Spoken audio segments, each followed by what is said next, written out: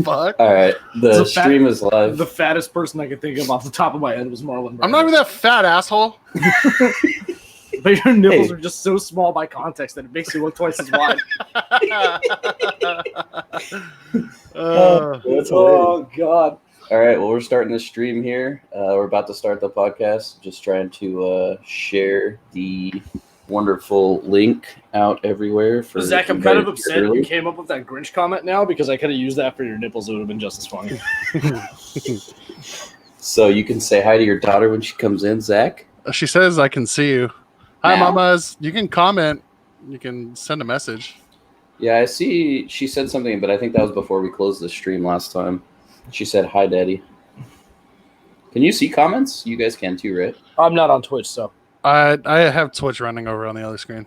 Oh, it only shows up for me on the StreamYard, right? Because I'm running it, Zach?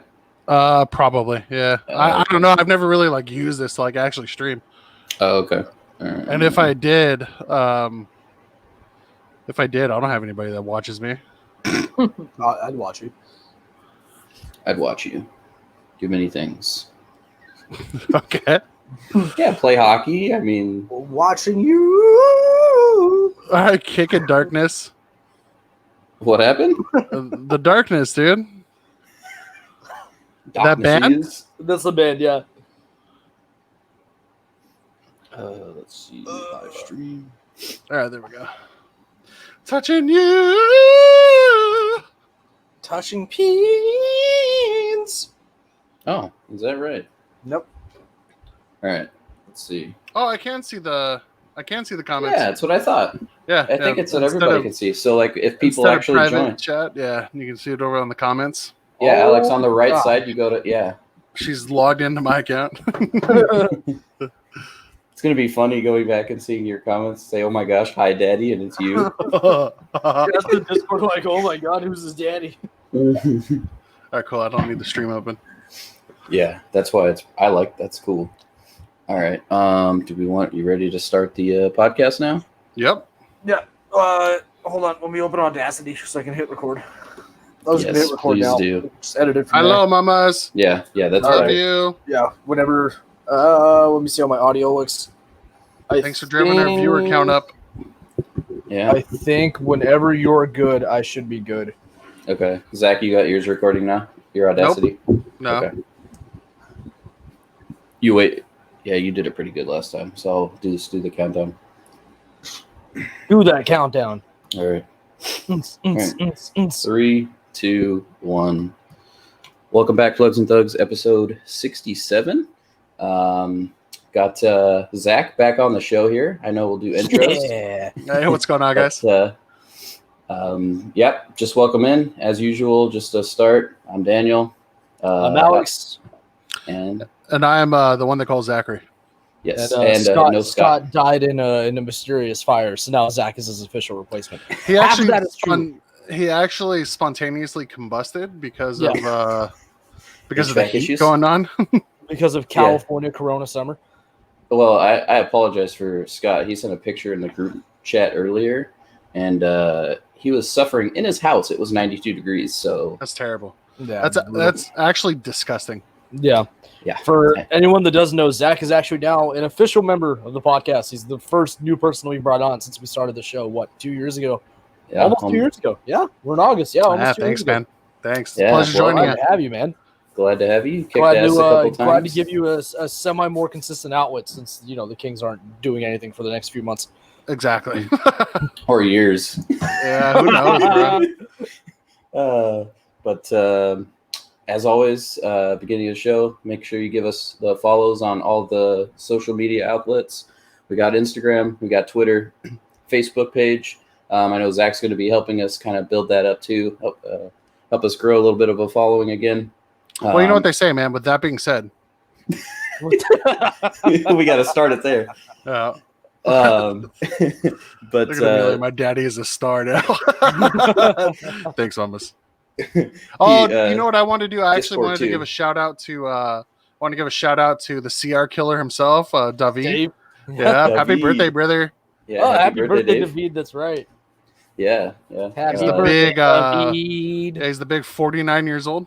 We'd let you kill our CR some more later, but we know that you're probably busy or your Xbox is taken away for your birthday. I'm sorry. But yeah, then we have Discord, and now we have a Twitch channel and YouTube coming too. Yeah.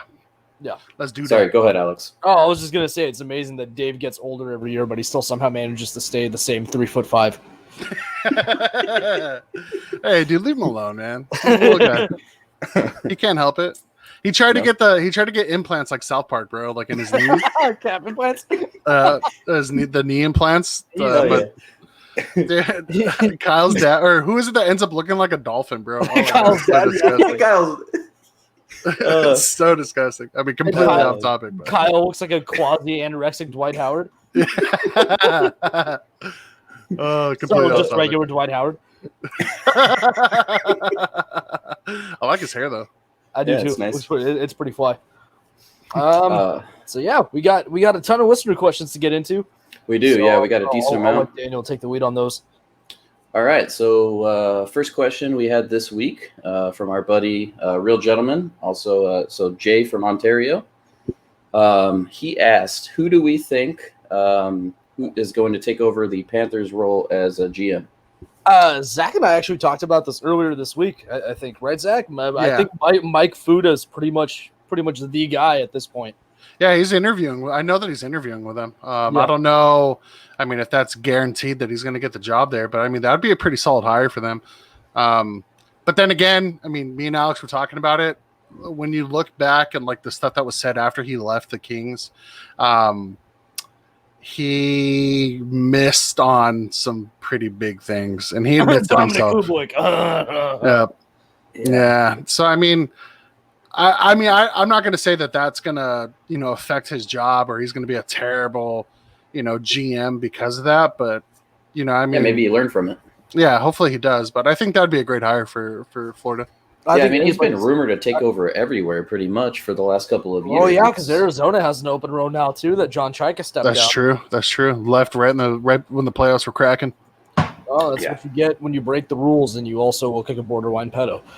I have no idea what you're talking about. Tell me, what are you talking about? Oh, you don't know the whole John Chaika controversy? Nah. So the reason that he stepped down was when the whole coronavirus thing initially hit. You know how they were telling all the franchises, okay, everybody needs to stop with scouting. Yeah. You can't contact players. You can't reach out to players. You're right there? Yeah. I'm seeing spikes in Audacity, and I'm trying to figure out like where it's coming from. No, it's the ghost in your house. It could be. It's the ghost of John Chaika's career. Jesus Christ. We got David coming. Hey, happy birthday, brother. Happy birthday, David. So the whole John Chaika controversy was that he was asking scouts to send or scouts and agents to send him videos of players like doing their workouts and stuff like that when there was a freeze on scouting, which is a big no-no. I'm actually glad you brought that up too. I think it just surfaced again because they're reviewing the rule. They're supposed to hand down the punishment for that whole thing, I think, within the next week. Yeah, that's right. They got. I remember now. I remember when that was cracking. They got fined, right? For sure. Like a good amount of money. Yeah. The question is, how do you punish somebody who quit their job? You know what? Because you can't really fault the Coyotes because it was him that did it, or he was the one that was saying to do it. So I mean, well, it was an organizational effort. Apparently, there was like 5 or 6 people involved at like the highest ends of the organization. Like the head scout was involved, a couple of the coaches were involved. It was a big thing, dude. Yeah, it was a huge deal. I know.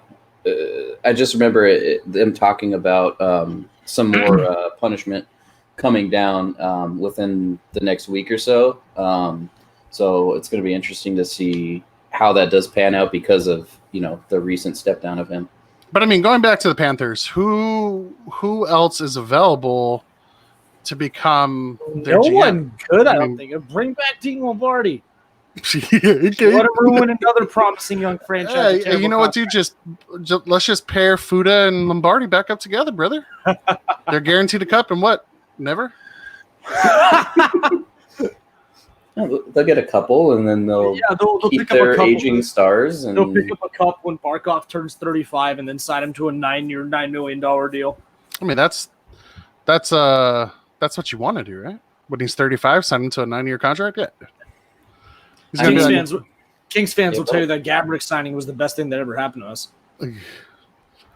I mean, it was finally a winger to play with Kopi, but I mean, I agree with you. but like 8 years too late. Yeah, well, same thing with Hawerchuk. We finally got a winger to play with Kopi, but 10 years and 2 continents too late. Yeah, that's true.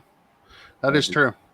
I think Fuda, obviously he's been rumored, and we hear the name a lot more being, Kings fans. So he's just been out there for multiple seasons. I think he could be a good fit there, but also, I mean, it could come down to who may get fired. I mean, there's actually a follow-up question after this, something we talked about last week, that could play into who ends up over there in Florida. Yeah. If another GM, just a shakeup in another team, that not necessarily is the GM's fault, but sometimes you just need fresh new blood and a new mindset, a new this, a new that. Or as we saw at the Hurricane, I was going to say, like we saw at the Hurricanes when Rod Brindamore came in. I mean, I think Zach actually mentioned it to me earlier this week. Like they already had a great core, but that core was dog shit until Rod Brindamore came in. Yeah, I mean, you put in a good scheme and somebody to actually motivate him, and I mean, exactly, it pays dividends for sure. Pulling up the roster isn't always the answer to the problem. A new GM isn't always going to be the answer to the problem either. No.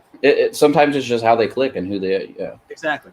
Unless you're the Winnipeg Jets, then just scrap the whole thing and start over. But yeah, so I think we're all in agreement. Fuda's probably the top of that list. I think so, I mean, that's the only name I can think of besides the old GM from Minnesota. John Chayka? That's true if he still wants a job. Yeah. Sure if he's getting a job. So the next question, Jay also had. It goes to something we actually touched on last week, but I guess go into it a little bit more depth. So should Nashville and Pittsburgh blow up the team? We touched on it a little bit, but blow up the team is, I think, a little bit more dramatic than we were saying. Yeah. Nashville, I think you stay put, man. They have such a solid team there that, to me, it's more of a culture thing at this point. I think if they're going to shake anything up, they might fire their GM. He's the longest tenured GM right now, right? I don't think he's. Yeah, but I don't think he's the problem. I think it's culture, bro. It is culture. Culture starts at the top, man. You're right. I mean, they have all stars on that team, bro. Like top down, that team is stacked. I mean, every single line you look at on their forwards there's somebody on there who could at least put up 20 goals. You know what I mean? Yeah. Their defense is more than capable of winning them a Stanley Cup. To me, it's all culture at this point. It has to be.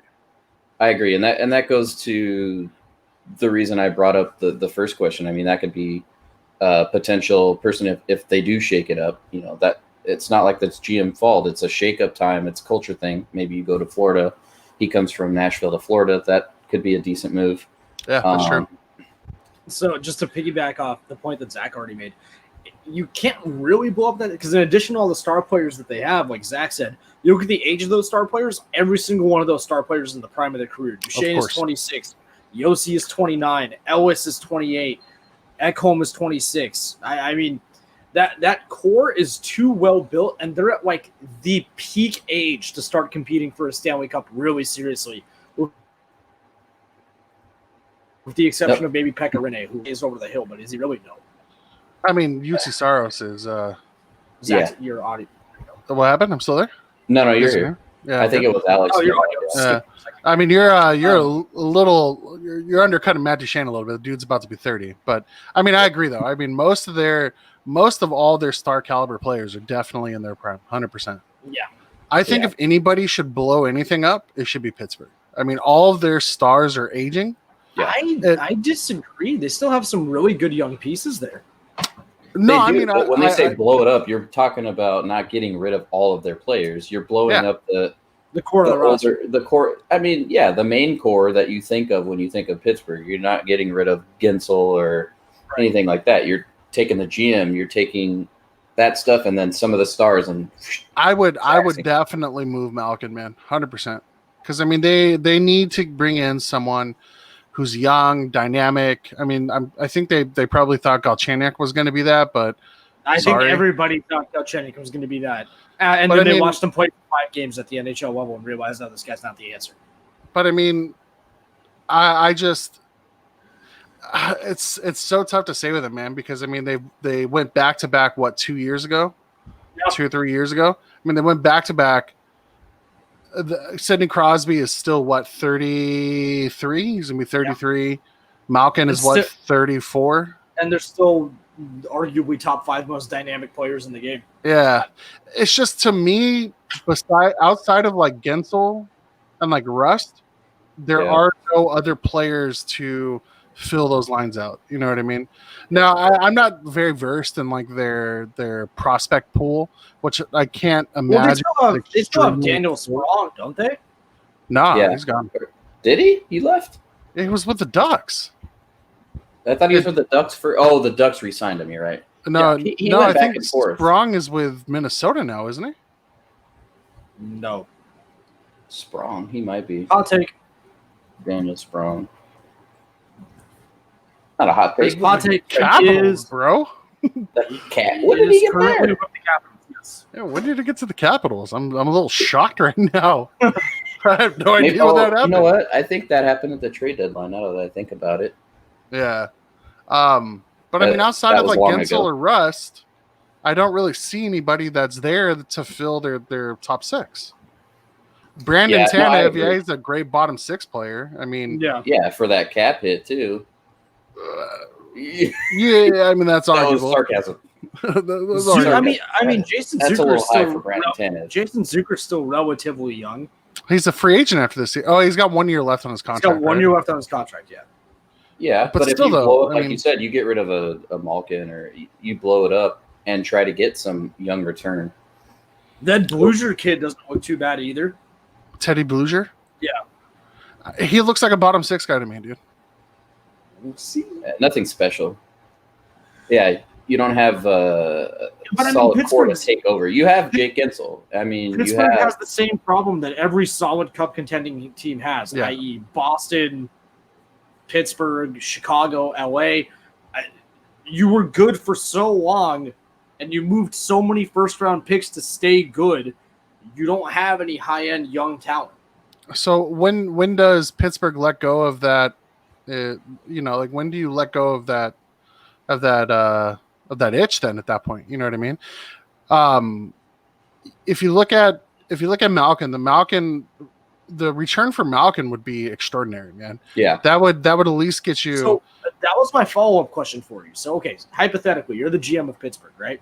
Yeah. You decide to move Malkin. The new GM. We'll say at the deadline this coming season, if they're not, chasing a President's Trophy, let's say. What's a fair return for a guy like Malkin that the modern NHL would be willing to pay? There's no way you get your return on investment. The guy's like a BMW. You drive him off the lot and his value gets cut in half. I don't know, man, because he's still putting up goals, bro, and he's still a productive top 6. Because he can go and fill the 1C somewhere and basically fill out a team that maybe has a 1C that's man, he'd be top center on somebody else's team. Oh, I said it last week. He's absolutely still a franchise player, but I'm saying with the whole league trending in a direction of younger, smaller, faster skaters, what do you get as what another team would consider a fair return for a caliber player like Evgeny Malkin to where you're happy with the return? To me, I would think he would at least go for a first, A-level prospect, and maybe some like a second or a third, at least. But do you think there would be a market for that? Oh, hell yeah, sure. Man. Hell yeah. With that big of a return? I would think so. I mean, you got to look at like bubble teams. You know what I mean? Like teams who could possibly be good if they had like one more piece or something like that. I mean, look at Arizona, bro. If Arizona made a move for Malkin, that would put them at the top of the Pacific for sure. Oh yeah. If they had Malkin, 100% they'd be top of the Pacific. That's something that I think Arizona could pull off, and I think that they would do, to be quite honest. They already brought in Phil Kessel. And Phil Kessel. Arizona is the West Coast Toronto now. They're just trying to sign as many star names as possible so they can fill seats in the arena. Oh, I mean, they should. Yeah. I mean, I don't give a shit like what anybody says about play-in round. Yeah. I don't give a shit what anybody says about Bettman with Arizona, dude. I love that he's trying to grow the state or the sport in like sunny states. 100%. Yeah. If they didn't try to grow the NHL in Arizona, we wouldn't have like an Austin Matthews. Yeah, I was gonna say, and I mean, the league has done a great job of that. Yeah, I agree. I agree with that too. I mean, not just Austin Matthews. You look at Seth Jones. I think Seth Jones is originally from Texas. Texas, yeah. Texas boy. Good question from Adam. He's in the stream. He said Malkin has a no move clause. Why would Dennis Malkin or yeah? No, I think Dennis Malkin, but I think what he meant is he meant Malkin. Yeah. You Malkin could argue that, but look how many players of NMCs have waived them in recent years to get moved out of the situation they were in. Yeah. Let's see. Is it a modified no movement? But even so, way, I mean, Malkin next to Crosby has been the face of Pittsburgh for literally his entire career. I would imagine a guy like that wants to retire in Pittsburgh, regardless of how many more cups they win or don't win. I thought he was talking about Dennis Malkin. No. Yeah, I was like, there's no way Dennis Malkin has a fucking. Oh shit! It is a full no movement clause. Yeah. Oh, then Pittsburgh's fucked. Have fun with that. Have fun with that. Well, I don't know. I don't think that they would be completely backed into a corner. All that does is he basically gets to choose like where he's going to get moved. Really, that's what it comes down to. Send Sidney Crosby to Toronto. They'll send half their roster back. They'd have to move him to a borderline team, like you said, that brings them over the top, and he would be in control of that. I'm just trying to see if he has like a list of teams or how. I don't think it's published. I think it's a full NMC. It's a full NMC, but he can they still give you like you could do 10 teams or whatever that if you're going to get traded to, he can give them a list. But I think it's within like a certain amount of days. It's not something that's public.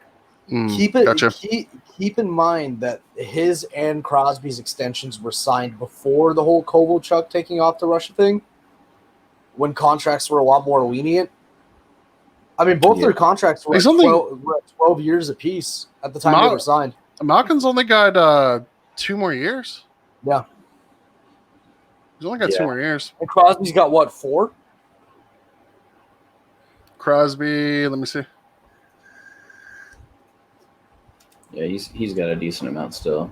3+ for sure.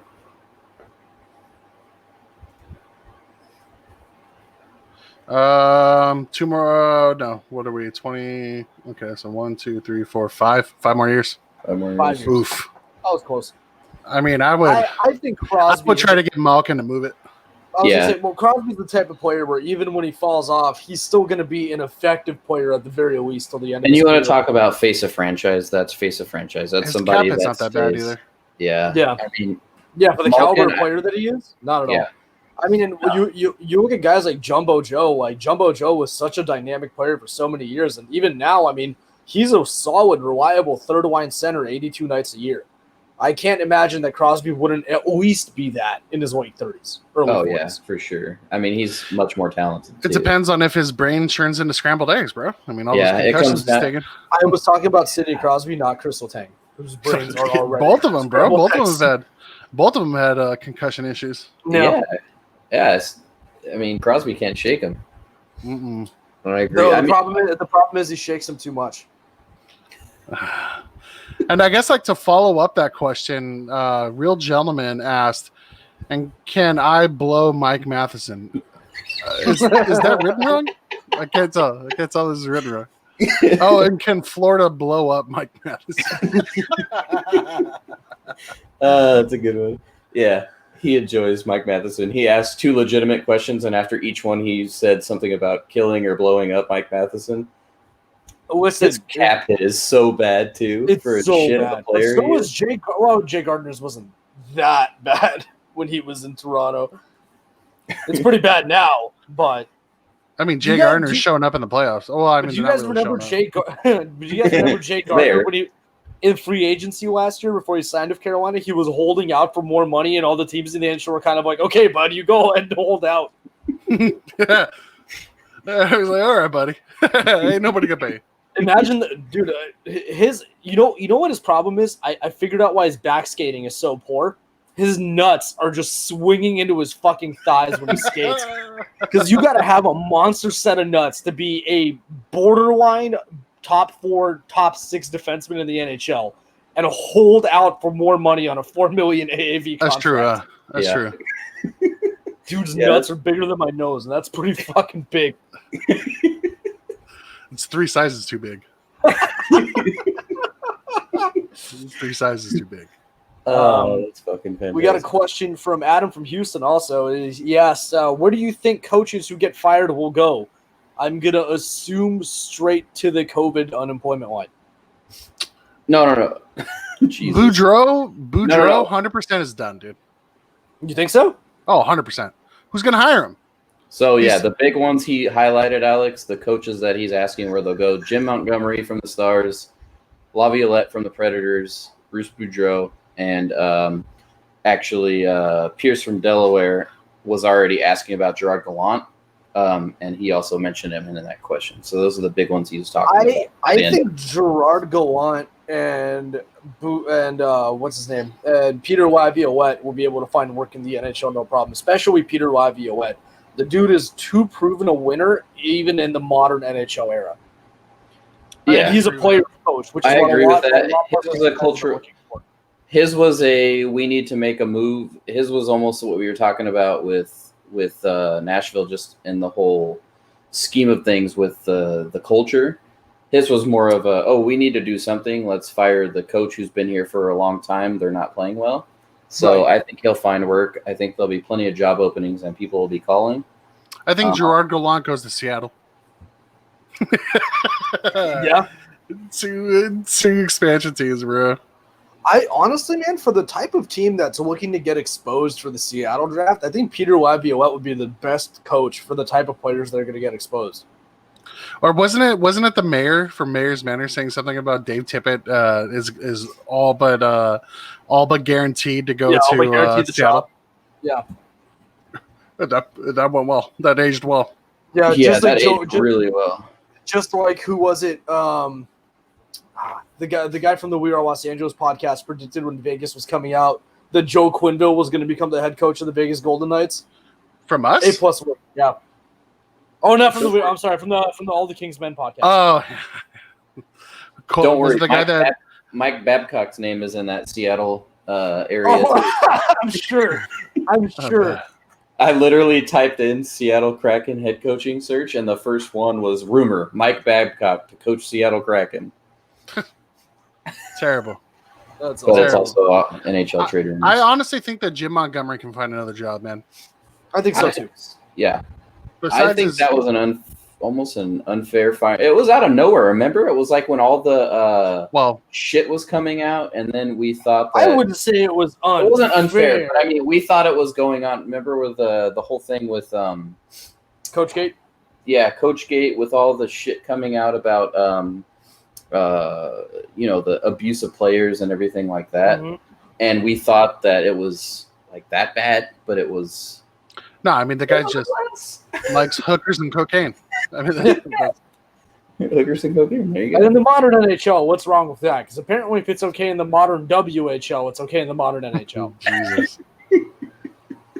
Well, I mean, we had plenty of players that got in trouble for cocaine and hookers after they won the cup too.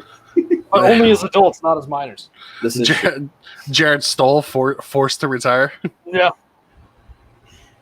But he did end up with Aaron Andrews.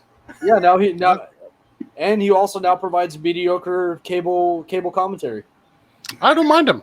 I don't mind style either. I will tell you guys, if there's a Broadcasters Hall of Fame exclusively for retired players, I really, really like what Patrick Sharp is doing right now. Oh yeah, man. On NBC. Dude, he is literally a golden idol sitting next to two piles of absolute hawking dog shit every single night, regardless of who's on the show. Anson Carter's pretty dope, dude. He's pretty cool. I hate Anson Carter. Don't get me started on Anson Carter. That's all right. His forehead's pretty nice. You said that on purpose. You're just trying to trigger me. You know how I feel about Anson Carter. Oh yeah. No, why can't they just replace Anson Carter with Kevin Weeks, bro? Kevin Weeks is one of the best. Like one of the best. I love me some Weeksy, bro. I love me some Weeksy, dude. I would love to have Weeksy for a play-by-play, like a Pierre Maguire play-by-play. And Rupp, bro. Rupp from NHL Network. He's dope too. I like him a lot. Yeah, I do agree with that too. I think so Jim Montgomery, you guys think has a job opening somewhere? I think so, yeah. Boudreau the only one that does not? I don't know. I don't want to say he's out completely because if Mike Babcock can still find work, I'm sure big baby Bruce Boudreau still can. Nah, man. No, I don't think his heart can take it. You seen how red he is, bro? He's been red like that for like 20 years, bro. Redder than a cherry tomato, bro. Bro, he's like a Michelin doll that somebody threw in some fruit punch. Jesus, they left him in there for a couple hours. They let that cup sit there for a day. Yeah, that cup sat, bro. Another question from Logan in Maine. How far will the Bruins go? I'll let you guys kind of. So I mean, this kind of ties into my surprises of the postseason so far. Which is actually Logan's next question: are there any other possible surprises we might see this postseason? So I'm actually quite shocked that the Carolina Hurricanes have kind of just rolled over. Yeah, it's kind of strange to me. Now, mind you, I mean, stranger things have happened. I really don't see them coming back, but I to answer the first question, if Boston gets past Carolina and they get Pasternak back, I think they're odds-on favorite. Besides maybe Philadelphia, over Tampa. Oh yeah, which is the biggest surprise for me. Boston, to me, Boston is such a great combination of the new NHL and the old NHL. They play extremely fast. They have a lot of skill, but they'll also grind you to death. Yeah. I couldn't agree more on that one. I kind of think that if Boston gets past, really, I think the matchup between Boston and Carolina, obviously it's looking like Boston's going to move on with where they're at now in the series. Yeah. I think the winner of that series ends up playing Philadelphia in the ECF. I think so too. I want to love you too, Amelia. I want to agree, but I don't know. The weird thing about Boston is Boston just has that it factor every season. Every season, I feel like for the last 5 or 6 years, they go into the playoffs, and everyone counts them out in the first round. They find a way to turn it on as soon as the postseason starts. Oh, wait a minute. Yep. Finish. On the flip side, I don't know. We talked about last week that Carolina might just still be too young. But if this team snaps awake at the right moment, Boston's not going to be able to catch them if they start playing the aggressive game that they're supposed to be playing. Yeah. Which is the same way I feel about the Columbus and Tampa series. Oh, yeah. If Columbus turns it on, then Tampa's kind of screwed. Yeah. Speaking of finish, I completely forgot that Tuuka Rask left. He's not playing anymore. So, I mean, that's a big wild card for them, man. Wait, he left? Yeah, he's not playing. No, was on the news. Yeah, he's left the bubble. He said, dude, it was on Fox. It was on Fox everywhere. News, even, dude. Get out. Yeah. I mean, it wasn't on Fox News, but what, he didn't want to play the rest of the season, or what? He didn't want to play the postseason. He wanted to go home, be with his family. Can you blame the guy? No, he has a newborn. They said he has a newborn. Yeah. Listen, I know he just had a baby, so I get it. No, I can't blame him at all, man. Next, before you continue answering that question, Adam wants to know, how the fuck did you not hear this? Because I work 13 hours a day, 6 days a week. Oh, okay. So I guess that's a... Wait. What was it?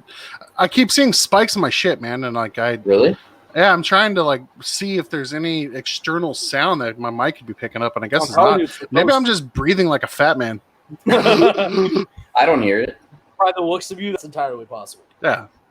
Well, that's pretty rude. But no, Adam. Oh, that's pretty rude. Adam is also in the Twitch stream watching live, and he asked, "How the fuck did Alex not hear about this? Tuuka Rask leaving." He probably couldn't see the news past his nose. So true. Yeah, he needs it up on the screen. That's why the whole 13 hours of work, 6 days a week. Yep. I'm gonna look it up now, and I'm gonna get caught up. But yeah, so I think the Bruins. Yeah, I think we're all in agreement. Basically, if they get past Carolina, they're on a crash course for at least Eastern Conference Final and probably an odds-on favorite to be the Eastern Conference representative in the Stanley Cup. Yeah, I mean, Yaro Halak has to find the fountain of youth, but I could see it. Yeah. I mean, he's done it the last couple of years as a backup, and they've been splitting time because Rask kept getting injured. Anton Khudobin backing up Tuuka Rask in the playoffs a few years ago. Yeah. Or the shortly retired after Tim Thomas. Tim Thomas. Jesus. Shout out to Tim Thomas. I don't know where you're at, bud, but I hope you're doing good. He's probably somewhere in the mountains with just a full-on beard, like eating bear meat. With his murdering bears with his bare hands. Yep.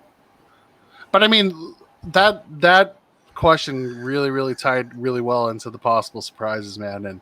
And to me, that's like the biggest shock right there is Carolina going down 3-1. Besides that, I think Habs sticking around with Philadelphia, even though they went down 3-1. I still think Philadelphia is just gonna. We said that he was gonna steal one. That one game, they didn't steal it. They walked up and just shit kicked everyone. Well, I think they just surprised. They just came out. When he steals one, it's more of he gave them the confidence, and they just surprised the fuck. They look flat. Philly looked flat. And speaking of overweight, bald, red men, Claude Julien no longer behind the bench. He had some heart issues. Had quadruple 16 bypass. Oh my god! No, I don't know. I have no idea what it is, but I know he had a procedure on his heart done. He's no longer behind the bench at home recovering. I thought it was only for the first round though. I thought Julien was coming back. They're only playing in the first round, so I mean, I was going to say you're going to assume that Minnesota makes it out of the first round. Oh, Jesus. They're going to say that, but no, I don't think he's coming back. Hot take: Daniel's team to win the West is the Minnesota Wild. No, considering they're already out, not a chance. Godspeed to Claude Julien. Yeah, absolutely. Hopefully recovers soon. But to me, that's the biggest surprises. Claude Julien, also the world's first real-life patient diagnosed with Benjamin Button disease. Now that he's in his 50s, he looks like he's 3 years old. Claude Julien is not in his 50s, bro. Is he? He's at least in his 60s. That's in your 50s. What? Did you say he's almost 60 in his 60s? No, he's in his 60s. Is he really? Yeah, why are you guys... Yeah, Claude Julien, you guys confused the fuck out of me. No, he's literally exactly 60 years old, yeah. No, I know, but they said... Adam said the Habs. He's not wild. Claude Julien? No, he's just saying Habs are making it to round 2. Oh. He's saying that Philly's going to get upset by Montreal. But, okay, we'll see. That does it for all of our fan questions for the week. That's an extremely cold take. Cold take. That is a frosty cold take. Sorry. Well, no, Alex, you didn't have any additional surprises? I'm kind of shocked you guys. I already said Columbus, Tampa. This is a big surprise for me. I mean, I know what you're wanting me to say. You want me to go into Capitals Islanders, but that's going to turn into a whole another episode by itself, and I'd rather just not do it. He's all pissed because the Russians are shit. I'm so mad, dude. I'm so fucking mad. Although Ovechkin single-handedly bringing the team back from the brink. Yeah, well, he had a goal on the power play. 2 goals. He had 2 goals? Okay. Yeah. I mean, you expect a captain to do that. You do. My surprise, I would say, I think one, I mean, it could just be your surprise or the surprise you want to say. Alex, just because I didn't think that they would be in this position, the Islanders would be in this position they are now. Oof. Yeah. And then also, I mean, a good surprise. I thought Carter Hart was going to be fantastic, and he has shown that for the last couple of years. But as great as he's played this fucking series, yeah, that was kind of a surprise, the way he's really stepped up. And, I mean, winning close games and I'll toss in one more because I was so high on this kid before the playoffs started. I mean, I'm not really surprised that the Vancouver St. Louis series is tied 2-2, but Quinn Hughes with 9 points in 7 games. Yeah, I know. That's big for a rookie. He's this season's Cale Makar. Zach's nodding his head. No.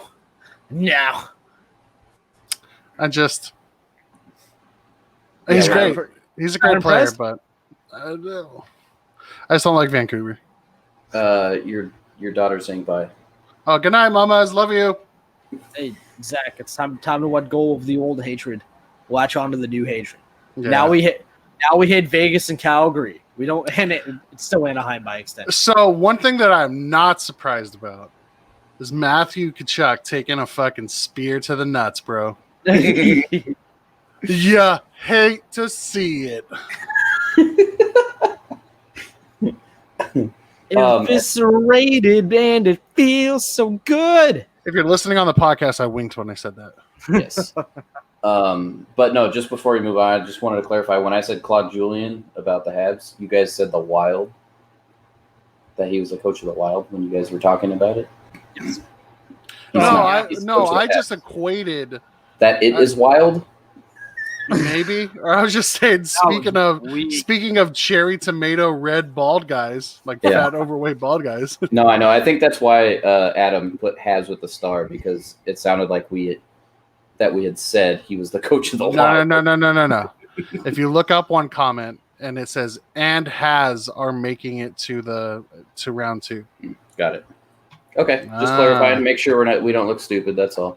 Just wanted to clarify. We look stupid. That's the thing. We look stupid. Sound stupid. Sorry. We look stupid.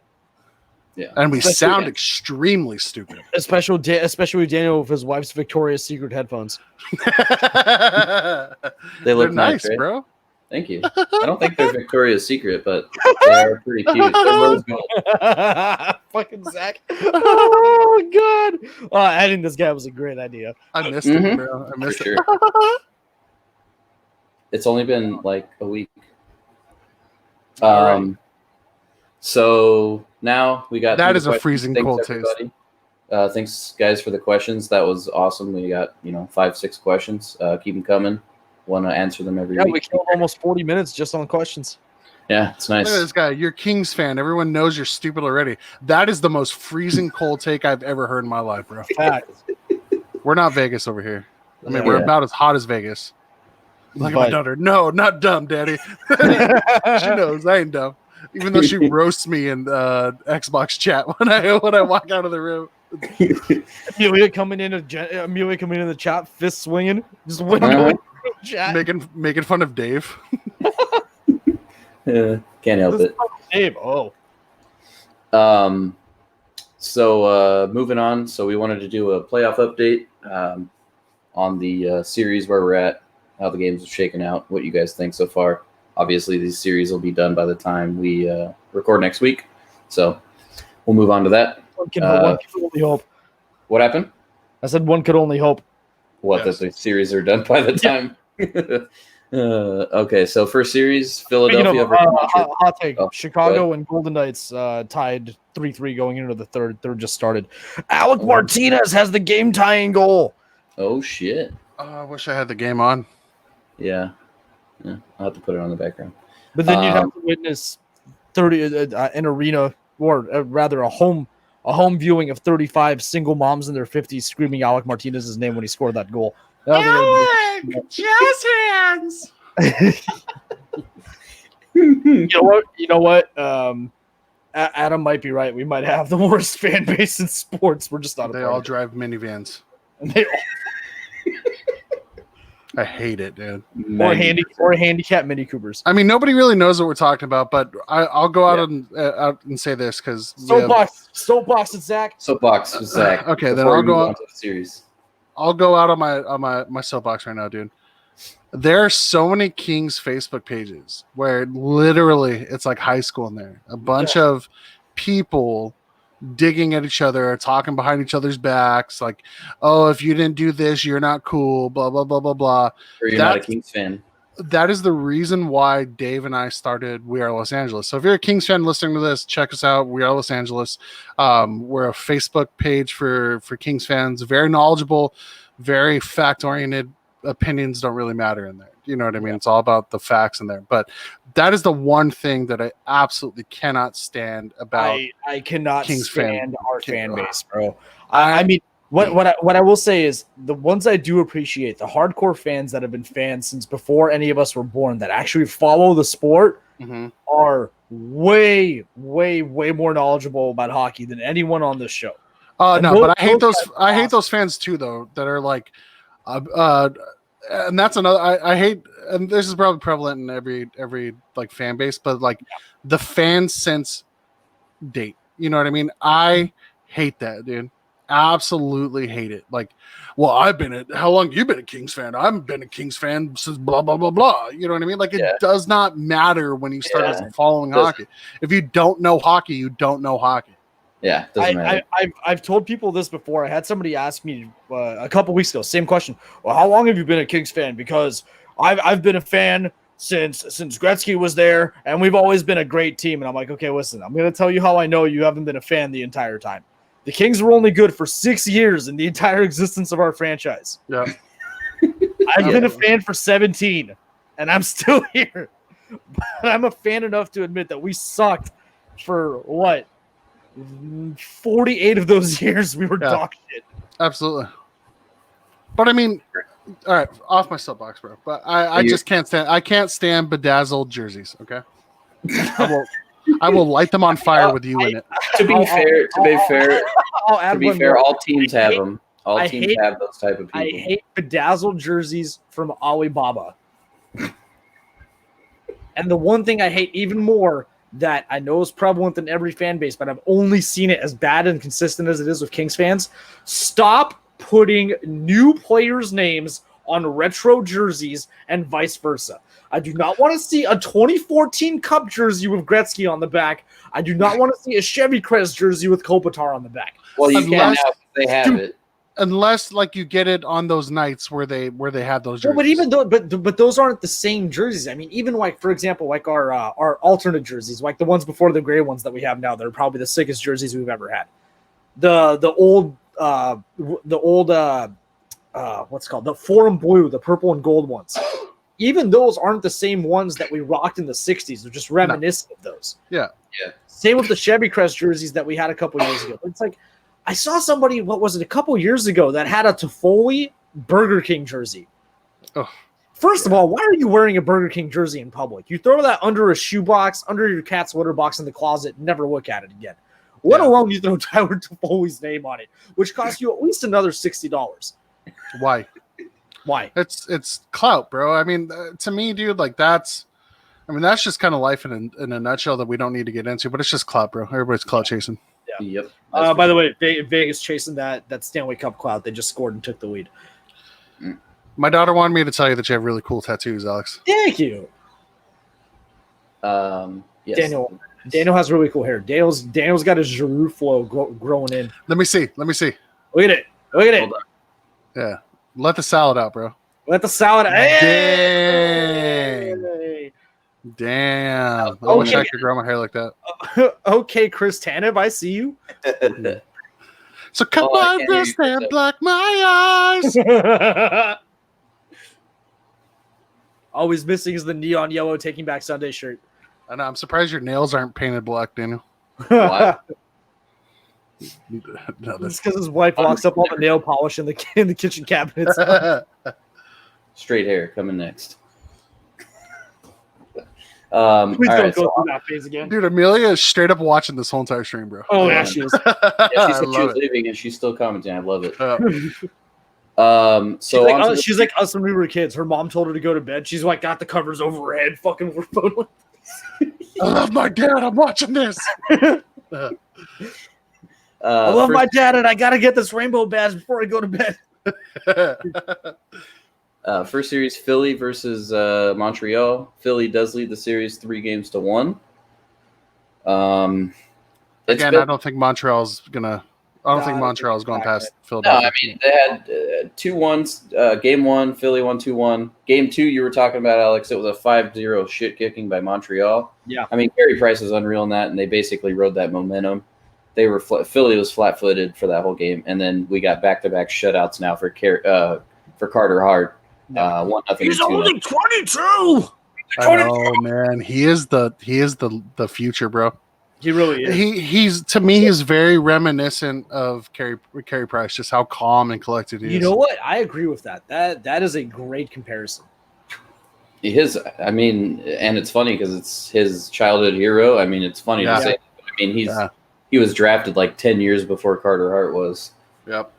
Yeah, but I agree. I mean, I think just the way he looks, he's just unreal. He never looks shaky. He looks like a veteran goalie. Kicking, he looked like a veteran goalie. It was like, okay, we're taking our lumps in this game. He was upset when he got pulled, but it was like, all right, on to the next one. As he should be upset. I like the passion.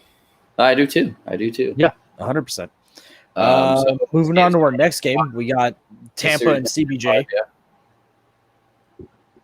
So game 1 of that Tampa series, the infamous 5 OT game that we've talked about 100 times since then. Yep. Game 2, CBJ squeezed it out 3-1. Then Tampa Bay came out and has been shit kicking the Blue Jackets for the last 2 games, 3-2 and 2-1. They now have a stranglehold in the series, and we'll see what happens tomorrow. But I hate to say it, the way that Tampa is playing right now, unless Columbus comes in with a brand new game plan, they're going to get roasted tomorrow.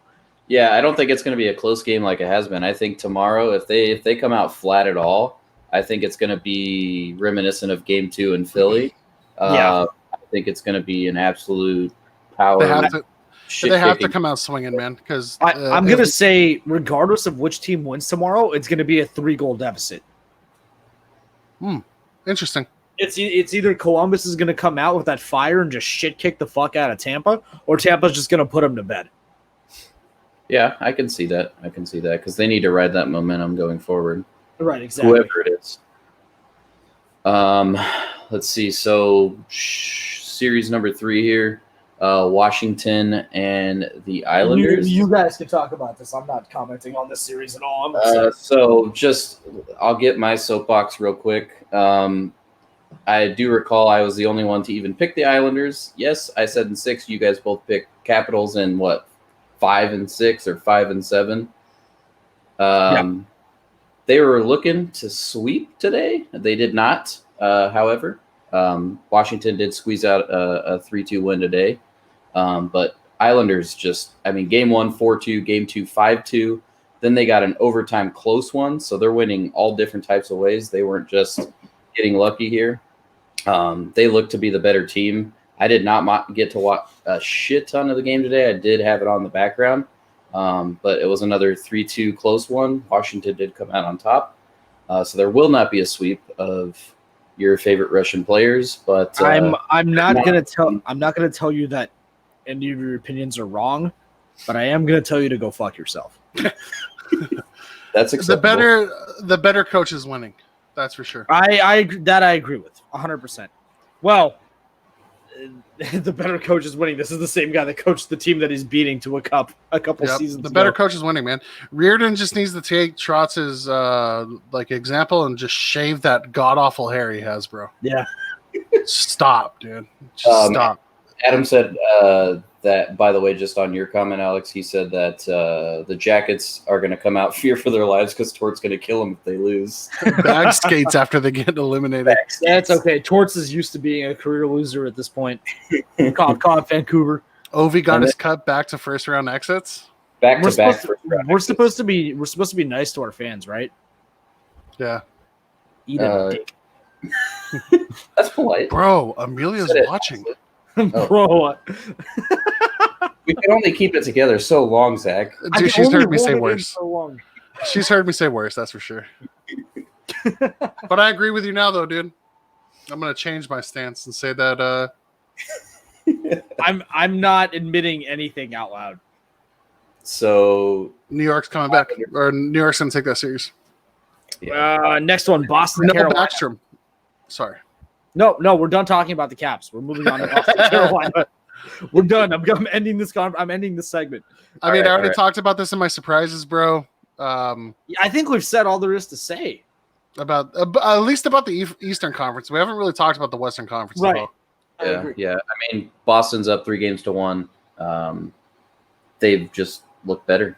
Unless Carolina comes out and in a big way over the next couple games, it's curtains for them. But honestly, man, even if they get bounced in the first actual playoff round here, I'm not upset with their performance in the playoffs this season. Well, I am in this series. I mean, Boston has just had their way with them. We all picked Carolina. But okay, harken yourself back to the Kings in 2010. We made our first series playoff run. They got spanked out in the second round. It wasn't what we wanted, but you could see the pieces develop. You could see the building blocks. You could always see the foundation of the house being built. You know what I mean?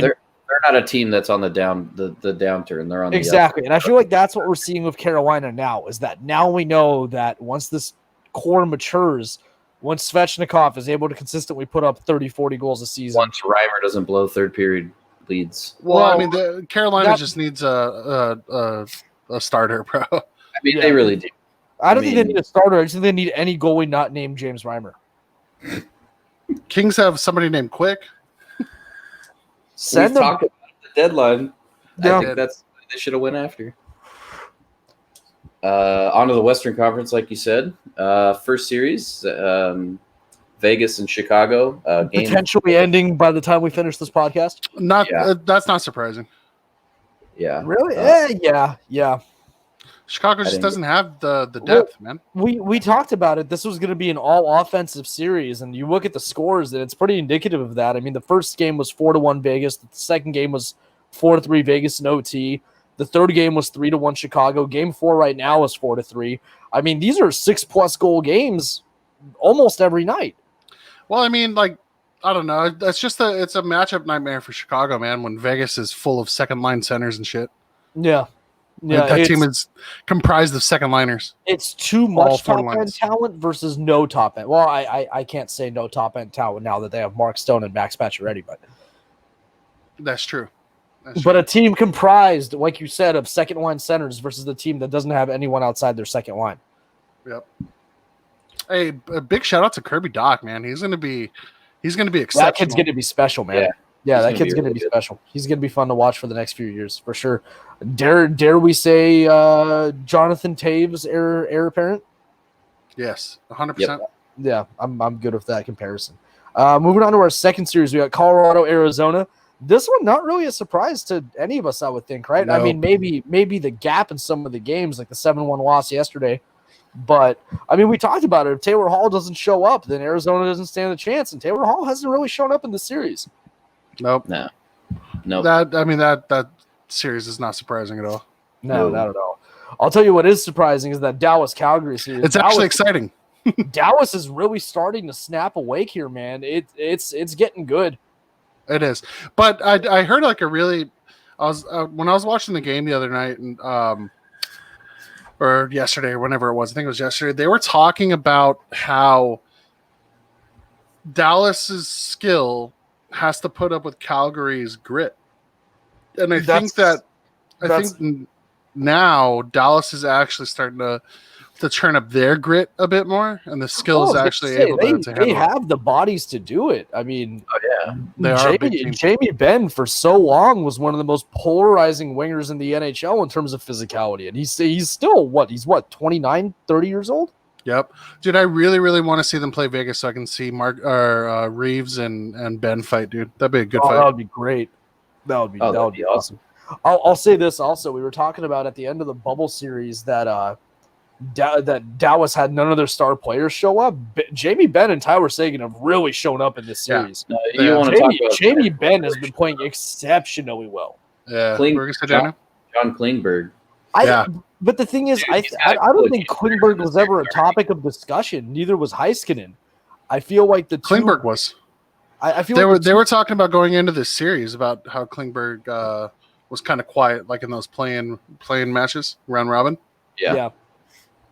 He's really turned it on. He's got a couple of game winners, including tonight's. So that series, Dallas is up 3-2 now. Him and Heiskanen are such a scary D pair to watch. They're both so good on every inch of 200 feet of ice. Yeah, but they haven't split up, though. They have Klingberg on the top pairing, and then they have Heiskanen on the second pairing. But they have them together on the power play, though. Either way, you slice and dice it, dude. Like, their D-core is pretty damn good. Yeah. Speaking of fights, moving on to my favorite series so far, the St. Louis Vancouver series that's now tied 2-2. I don't know if you guys watched the game yesterday when Sammy Blais got absolutely shit kicked by Antoine Roussel. I didn't see it, but I just hate that. Yeah, I saw it in the background. Yeah, I saw it in the background. I heard them talking about it, but I missed the whole the bout. Sammy Blais got pummeled pretty hard, and he didn't even accept the fight. Roussel just dropped gloves and went at him and caught a 5. It's a typical Antoine Roussel headline. I mean, dude's a shitbag, dude. Yeah, he is a shitbag for sure. But I've really enjoyed this series, and this series has been a lot more tightly contested than I thought it would be. Yeah, I agree. Vancouver came out swinging in game 1, won 5-2, but I mean, every game since that has been essentially a 1-goal game. Game 2 and game 3 with Vancouver and St. Louis winning respectively both ended in OT. And then yesterday, St. Louis won 3-1, and the third goal was an empty netter. It has been a lot closer than I thought it would be, to be quite honest. I thought St. Louis's size and their skill were going to be too much for Vancouver to handle, and Vancouver's been handling it. Even without the Kings' great Tyler Toffoli. Yeah. I really like what you said about the series the other day when we were talking, Zach, that you were saying you joked that it looks like St. Louis doesn't have an answer for Vancouver's top line of Miller, Pettersson, and Besser. And I think that's absolutely right, because even the game they lost yesterday, who had the only goal was JT Miller from Pettersson and Hughes. I don't know, though, man. Ryan O'Reilly's waking up. They've awoken the beast, dude. Yeah, and that's scary. Got the game winner too. So I said it last year on the podcast. I think that, and a lot of people will disagree. In fact, 99% of people will disagree with me. I think Ryan O'Reilly is the best two-way center in the NHL right now. I agree. Mm-hmm. I think he's better than Bergeron, Taves, or Kopitar. I agree. The guy's an absolute monster. He's a fucking animal. Not only can he pound the beers, but he can pound the ice. That's for sure. He can pound the old guitar strings too. Yep. He's like an off the ice Jerome McGinley. The man's just a human Swiss Army knife. He's good at everything he touches, except for driving drunk. Listen. I went there. Listen. But did he get Danny Heatley drunk?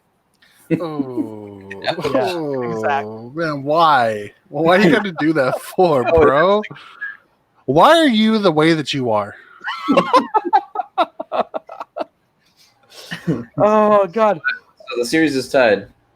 Moving on to our notes. On a slightly morbid note, really quick. Dale Hawerchuk. Somber note. The word is somber. Okay, I'm sorry, somber. On a somber note, Dale Hawerchuk passed away today after his long battle with cancer. Winnipeg Jets legend, and way too young. What, 57 years old? Yeah, 57. Yep. Absolute travesty. Yep. Yeah, it's sad. One of the NHL's top 100 players of all time. Yeah, man, it's terrible. Also took his, I think Winnipeg took his jersey hanging in the rafters and put it out for like a memorial in front. Yeah, that's good. Cool. I like that. Well, yeah, I mean, we've always said it when it comes to signs of respect, or even like, anything involving culture shocks in general. I always feel like the NHL does the classiest job out of all other professional sports in honoring both active players and retired players in 100%. Any way, shape, or form. Yeah, I agree. I mean, they do a great job of,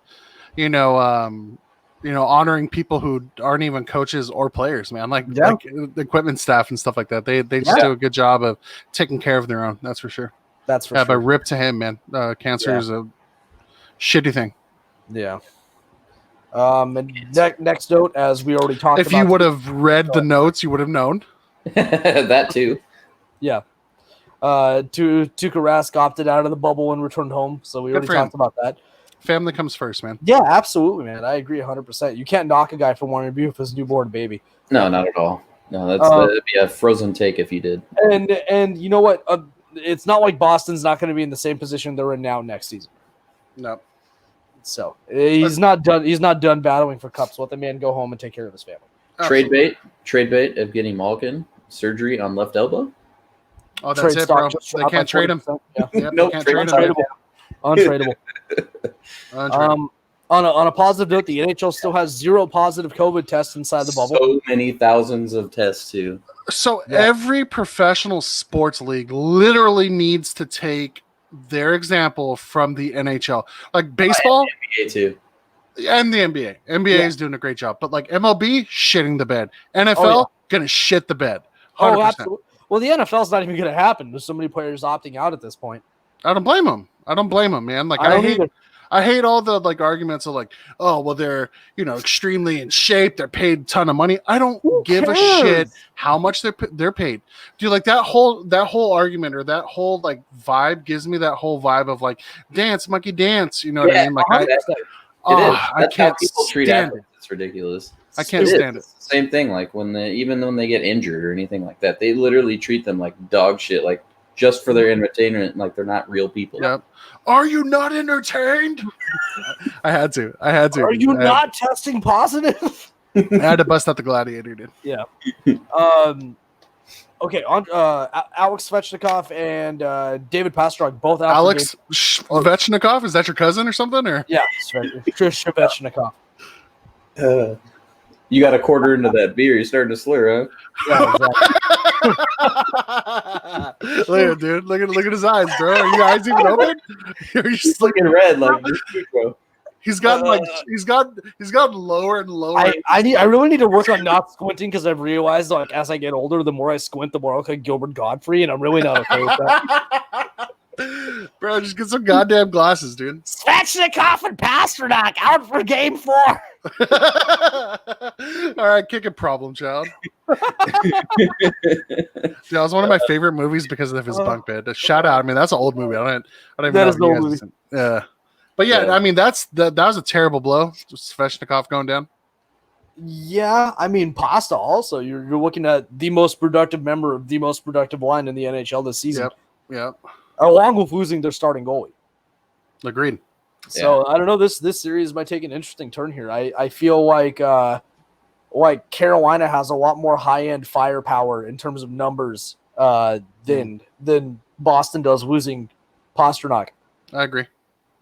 Because we've talked about it on the last episode. Like you have Sebastian Aho who can absolutely carry a line by himself and doesn't need elite talent. Whereas you have Boston's top line, which is all elite talent that have now gotten used to playing together. That second line of Boston's pretty damn good, though, dude. DeBrusk, Krejci. Who do they have on the right wing? Krejci, DeBrusk, and Kasha.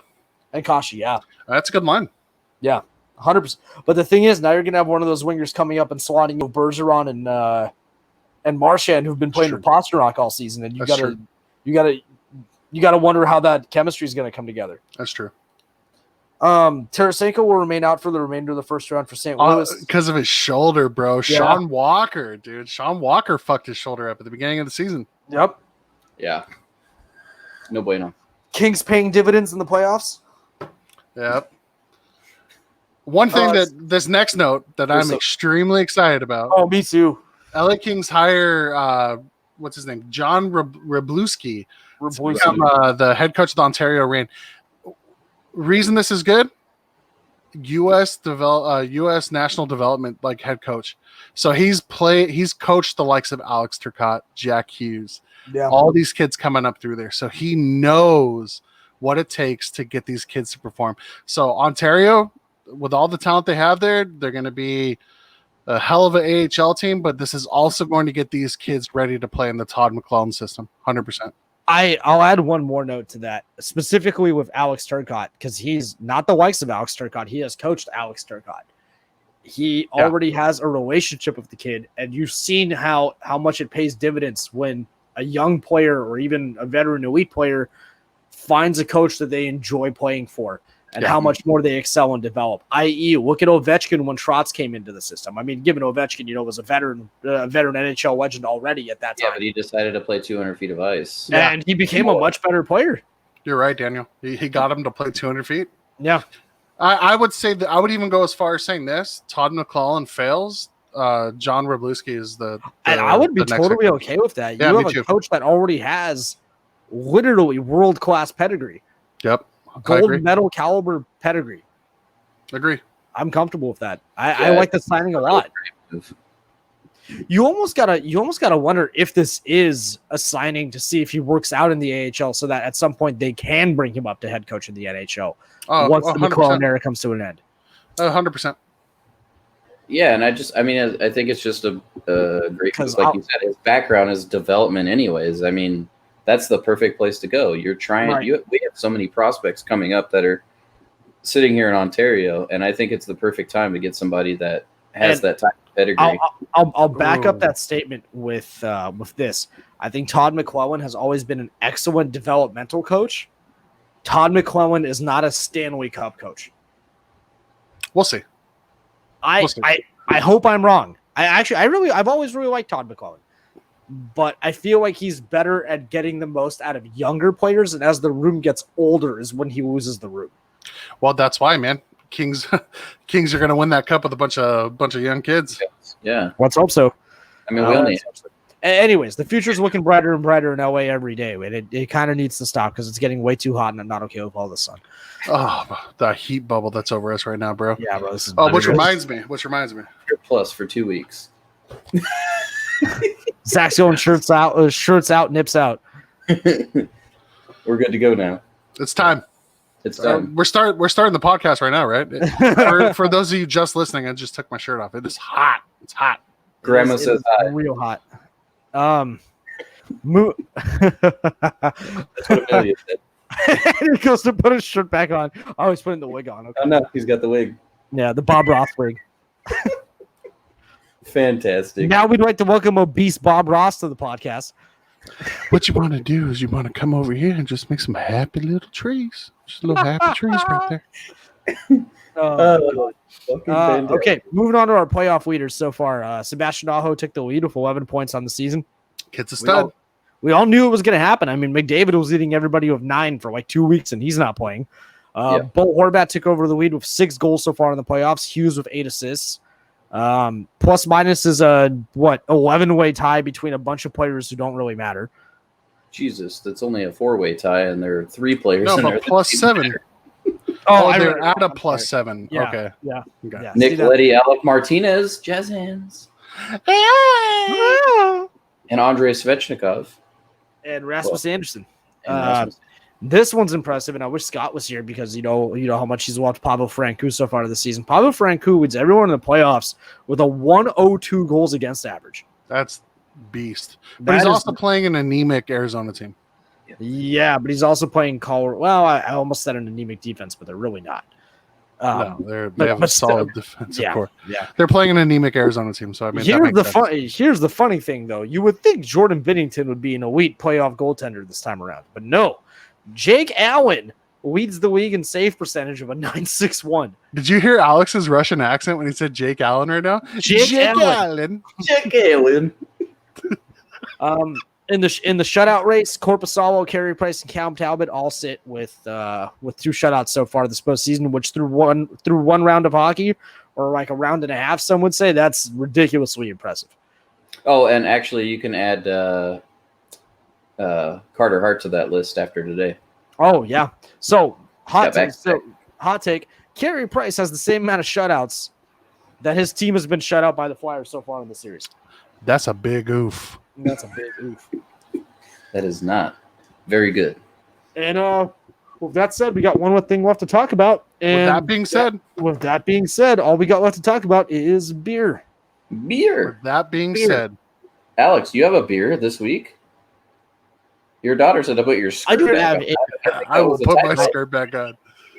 I have a tall can of Zero Cold Desert IPA with this cute little meerkat fox wood elf looking thing on it. Show the people we're live. Oh, it's actually from Four Peaks. I didn't even realize. Oh, that's cool. So they make some really good beers, man. They do make some very good beers. Kilt Lifter, good. This is a 7.0. Oof. I don't know any details. Hold on. There's a description on the side of the can. Oh shit. A zero coal is any animal adapted to live in desert environments. Good name for this IPA, which we designed to help you keep your cool during even the hottest desert days. Wow, I picked a really good time to buy this beer. Yes, it does say tropical on the front of it, man. It sounds delicious. Yeah, it says smooth tropical oasis. Zach had water, yes? Yeah, I did. I was drinking Kroger Natural Spring. Love it. What's the ABV on that? This is a stout 13.5%. And then, of course, I actually had the Wizards and Gargoyles beer from Stone and Modern Times collab here. And actually, it was a Modern Times coffee collab. So this is a easy coffee IPA. So good, dude. Oh, Wizards so and Gargoyles. Oh, yeah. It's cool little 32-bit little action going on with the can art. It's pretty cool. More 8-bit, but yeah, good, man. 8-bit, yeah. 32-bit. 32-bit is normal is now. Yeah, 8 plus attempt. Yeah, I love it. Too many bits. No, dude, but that beer is phenomenal, bro. Love it. Yeah, it's a hazy coffee IPA. It's I don't know. I was kind of surprised. Like I haven't had a coffee IPA. I don't think. Have you ever had a blonde stout? Yeah, once. Blonde. It tastes so much like a blonde stout, but then has like the IPA finish. It's great. I like it a lot. I want to add a hot take real quick because your daughter is telling me I'm not allowed to vape in the house. I own this house. I vape where I want. I do as I please. As I please. You're not even my real dad, Zach. A king in the castle. King in the King of the castle. castle. Goodness. By the way, Vegas just eliminated the Blackhawks from the finals. Or from the playoffs, rather. Hate to see it. Hate to see it. With that being said. 7%, 51 IBUs. Very good. I love it. How many, with that being said, out of 10 would you rate that beer? How many, that being said? Actually, I'll take that back. It's Zach's first official episode as a member of the podcast. I'll let Zach pick the rating system this week. So I can't really speak to the zero coal because I've never had it. No. He's saying you pick the rating scale. Like, what is the rating scale? Oh. Instead of that, unless that's the one. Okay, Zach, I'm going to fill you in on how this works. I got you. Okay. On a scale between Mount Everest and Alex's nose, which you have to assign a numerical value. Which where are we at on that one? All right, fine. On a scale between how many donut hole and Alex's nipples, where are we at? My nipples are more of a puff pastry than a donut. Puff pastry. Well, I mean they're both puffy. It's more like a Polish bunch. That's a good one. Adam had just had a good one. And you will. Oh, how many Kachuk spears to the groin out of? How many Kachuk groin spears out of 10? that one feels good. I'm gonna give this one a nice a 9 at Kachuk spears to the groin. I would have done 10 because I drank it as well. It's an amazing beer. I gave it a 10. But then again, though, I'm a Modern Times fanboy, dude. I love Modern Times. Yeah. I love it. Daniel, just go ahead and give it a +1 just for the rating scale. You're right. +1. It's a 10. It's the third 10 we've ever had on the show. With that being said. That'll do it for us tonight. With that being said. I'd like to thank everybody for joining myself, Daniel, Zach, and Fat Bob Ross. Happy little trees. Yeah. I want to say good night to my daughter. Love you. Yep. For those of you that didn't know that we were alive, we were absolutely alive. Check it out on YouTube later on, because otherwise you're never going to get the Fat Bob Ross reference, and I promise you're going to feel really left out at some point. Yeah, but we're going to go back to live streams when we're all rich and famous and getting paid to do this for a living, and you think back, and you listen to a show when we're on episode 513, and we're talking about diabetic Bob Ross, and you don't understand what's going on, Google will not have the answers. But these YouTube videos will. but I do like this though, Daniel. This is I do. I really like this. I love live streaming like this. Yeah, Zach pointed this out. This is awesome. It'll be cool. I think Alex will be able to use this as a backup too for NCAA. Good, Adam. I'm glad you got to see this because I don't think you're ready for this jelly. So follow us on all the social medias. Check us out on YouTube now as well. Follow our streams. Subscribe to us on iTunes and Google Podcasts. The more by one. I haven't said it in a while, but the more reviews you give us, the more people hear us. So rate us on all those things. Can we end the podcast on a "with that being said" harmony? With that being said,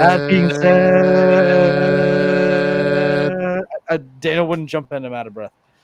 It doesn't work without at least 3 voices.